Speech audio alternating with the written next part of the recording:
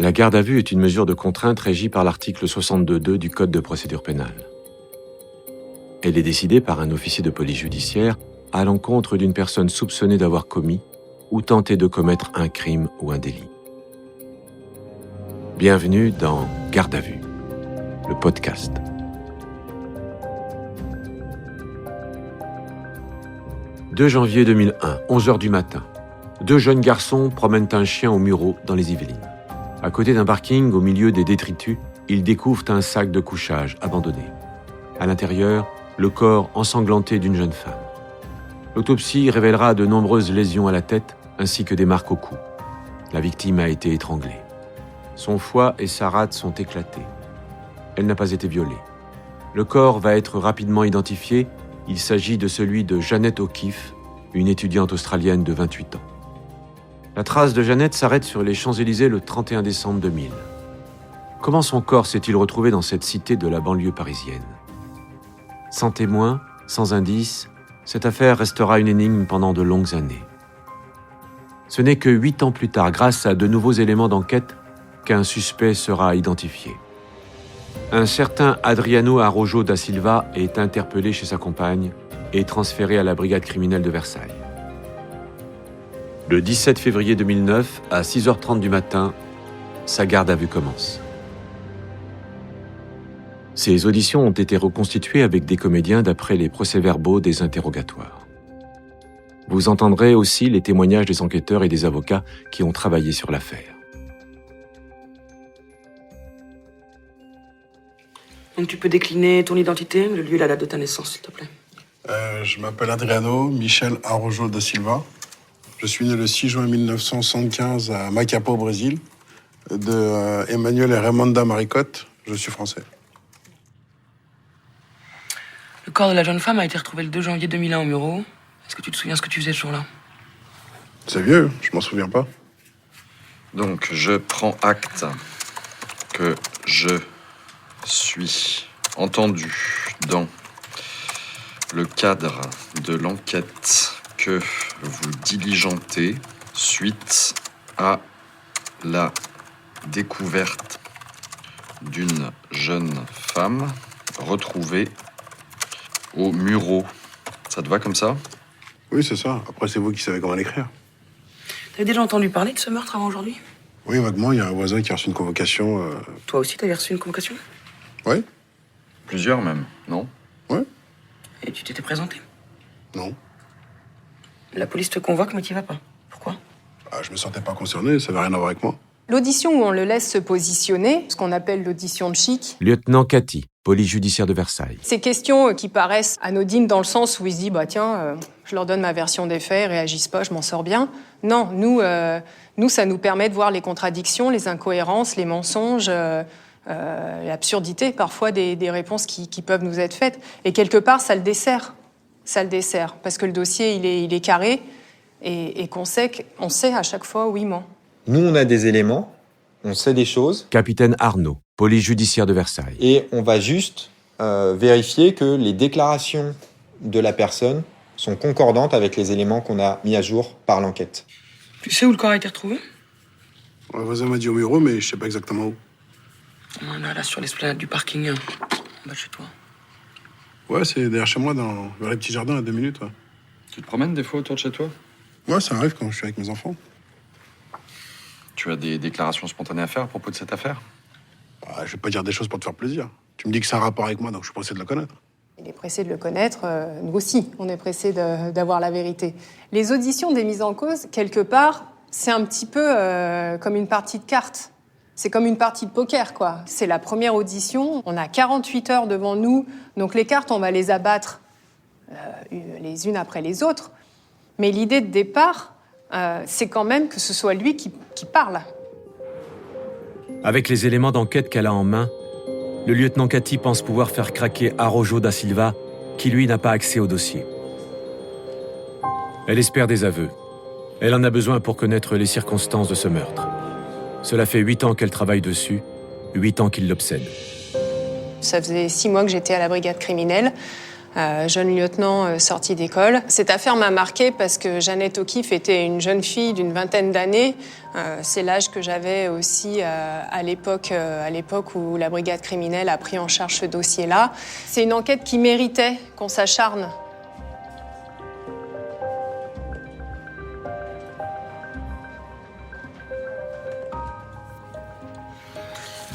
Tiens, regarde, c'est la photo de la jeune femme qui a été assassinée.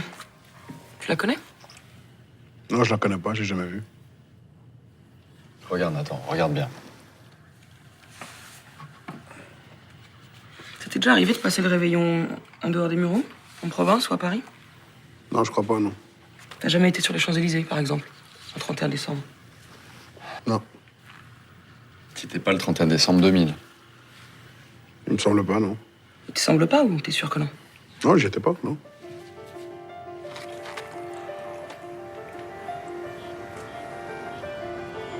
C'est sur les Champs-Élysées que Jeannette O'Keeffe a été localisée pour la dernière fois le soir de sa disparition. Avant d'arriver là, sa journée a été longue et jalonnée de rendez-vous manqués. Le matin de ce 31 décembre 2000, Jeannette a rendu les clés de la chambre qu'elle occupait depuis 3 mois dans un foyer d'étudiants à Savigny-sur-Orge. Elle doit quitter Paris le 2 janvier pour rejoindre sa sœur Denise à New York.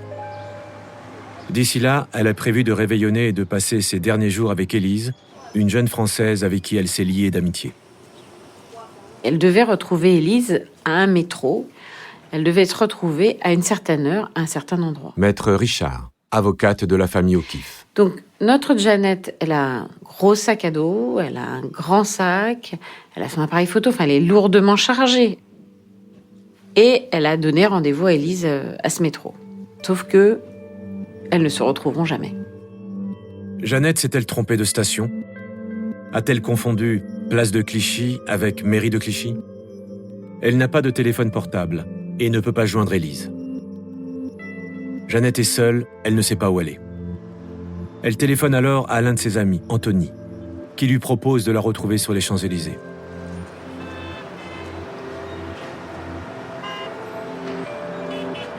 Mais lui non plus ne viendra pas au rendez-vous ce soir du 31 décembre.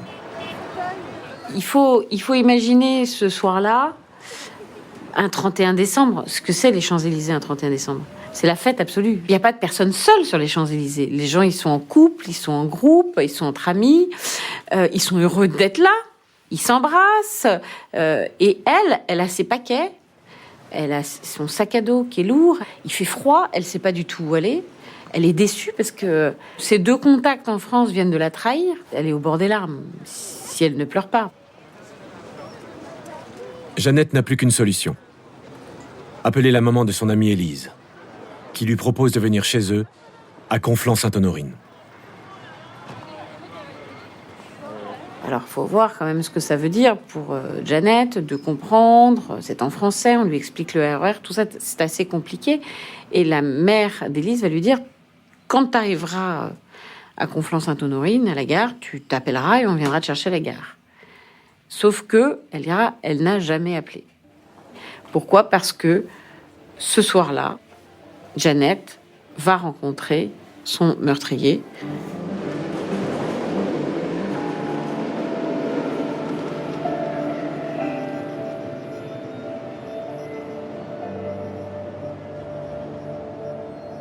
La mère d'Élise est la dernière personne connue ayant parlé à Jeannette avant la découverte de son corps le 2 janvier 2001.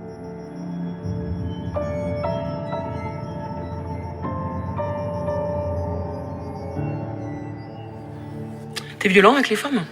Je suis pas de nature violente. Mais il m'est déjà arrivé de mettre une claque à Virginie quand elle l'avait mérité. Il y a eu des plaintes contre toi? Ouais, elle est partie déposer plainte pour cette histoire. Ils m'ont fait la morale quand ils m'ont entendu, mais il n'y a pas eu de suite. C'est la seule qui t'a frappé? Frapper, c'est un bien grand mot. J'ai juste mis une claque. Ok. T'as quelque chose à rajouter? On doit préciser? Non, rien. J'imprime. Quand on arrête ce premier interrogatoire, il n'est pas particulièrement stressé. Lieutenant Cathy. Il est toujours persuadé qu'il est là, qu'il va sortir. Pour l'instant, on ne lui a pas posé des questions vraiment qui l'embêtent, si ce n'est cette histoire de violence. Ça l'énerve un petit peu. Mais voilà, pour l'instant, bon, d'être violent avec les femmes, ça fait pas forcément de lui un meurtrier, dans l'absolu.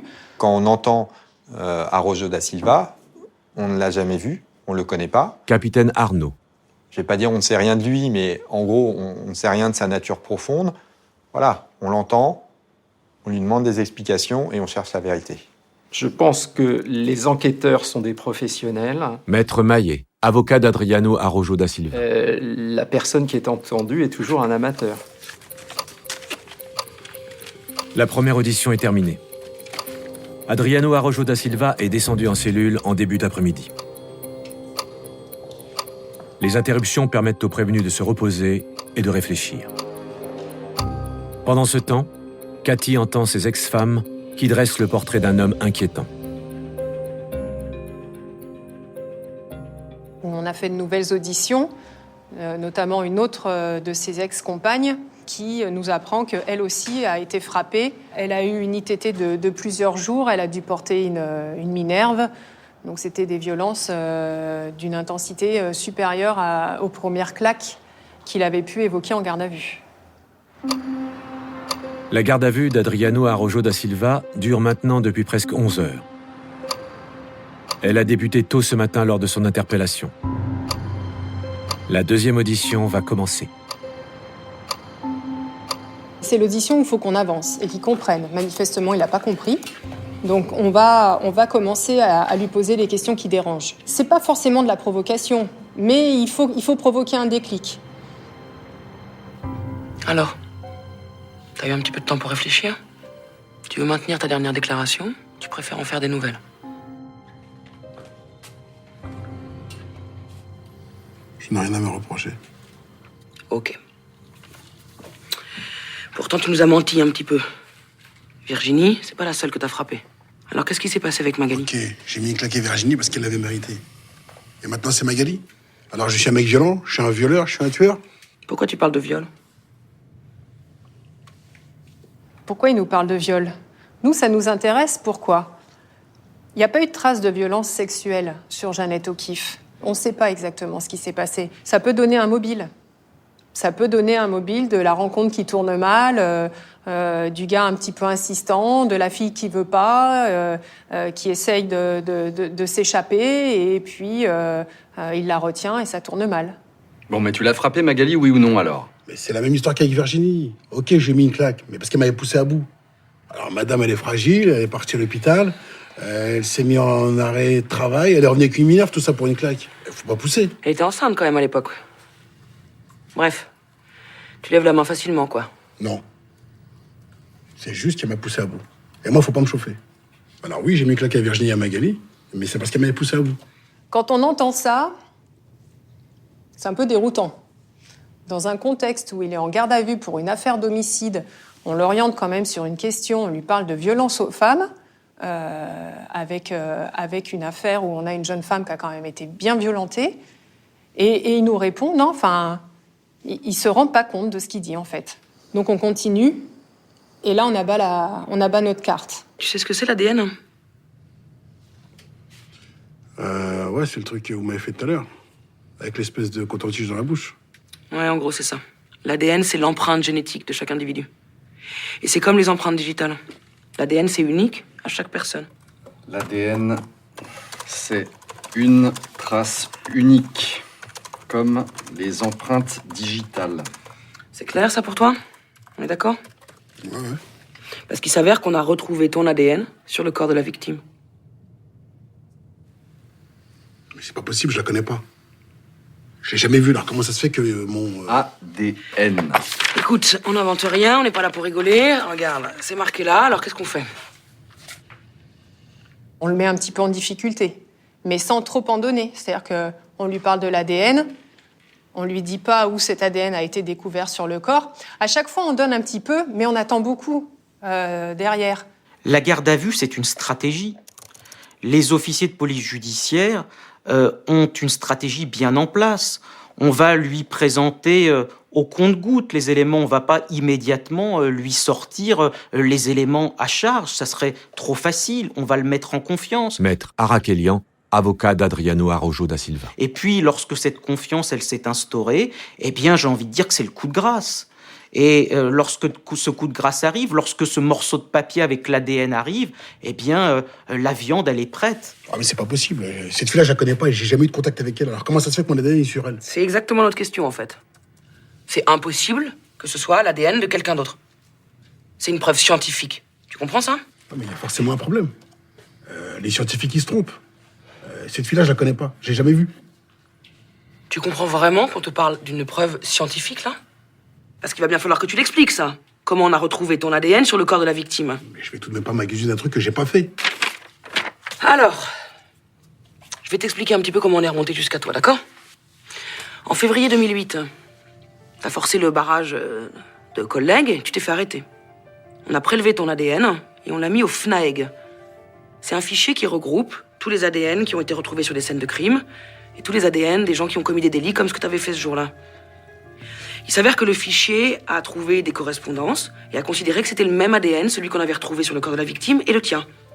Tu comprends ça? C'est une preuve scientifique, indiscutable. C'est une affaire qui avait sensibilisé le laboratoire. Donc, bien entendu, tout le laboratoire se met au travail dans la minute qui suit la réception des scellés lors de la garde à vue. Professeur Mazancourt, laboratoire de biologie médicale. Une empreinte génétique va forcément être distincte de celle d'une autre personne, et donc il y a une impossibilité, ou en tout cas une possibilité tellement restreinte que deux personnes aient par hasard la même empreinte génétique qu'on va pouvoir conclure avec certitude.